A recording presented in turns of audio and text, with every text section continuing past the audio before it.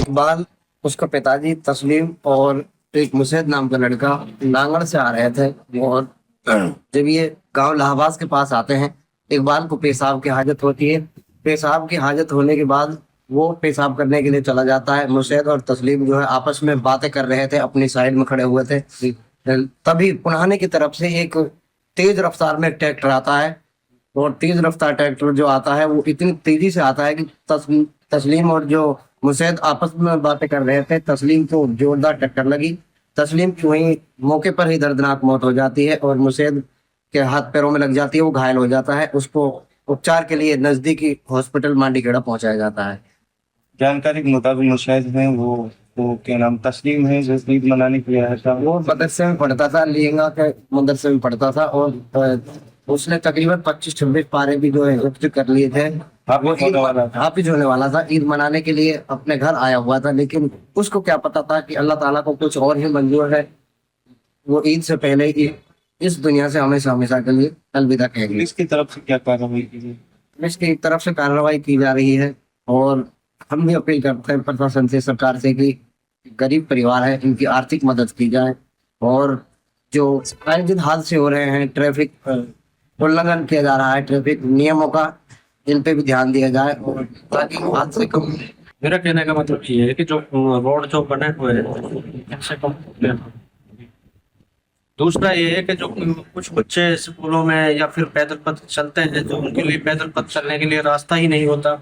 सफेद पट्टी से आउटर जो साइड में जो पैदल पथ होता है रास्ता, वो मिटा हुआ है। वो किसी ने अपने चौतरे बनाकर उसको दबा रखा है, किसी ने कोई खंबा खड़ा कर कर दबा रखा है, किसी ने मतलब इसी तरह से वो रुका हुआ है। हम यहाँ बीसरू से जो बीसरू रोड है पुनहाना से और जो बीसरू तक जो रोड जा रहा है, इसके जो सफेद पट्टी के साइड है वो भी बिल्कुल नॉर्मल है।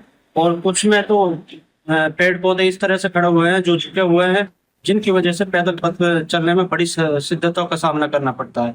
यही हमारा हाल इस नूह से बड़कली की तरफ जाने वाले रोड का है। और यही हाल आप हमारे ये चोखा से नीमका तक की जो होटल की तरफ रोड जा रहा है पुनाना होते हुए, इसका भी यही हाल है।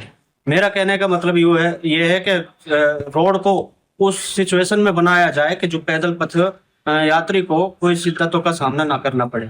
वो सफेद पट्टी के साइड में जो पैदल पथ यात्रा करने के लिए जो साइड होती है, उसको तो कुछ इतना चौड़ाया जाए कि जो पैदल पथ यात्री के लिए कोई ट्रैफिक से कोई दिक्कत ना हो सके। किशोर की मौत ईद मनाने के लिए कराया था, किस तरह देखते हैं?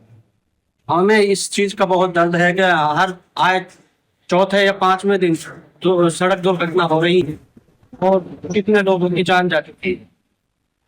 जो ये रोड है, कुछ हमने अब से पहले भी जो ये चोखा से होटल की तरफ और नूह से फिरोजपुर जिरका की तरफ जाने वाले रोड की अनेक बार घोषणा करी है कि क्या नाम है, ये बन जाए, इसकी मांग प्राप्त की है, मगर इसकी अभी तक कोई सुनवाई नहीं हो पा रही है।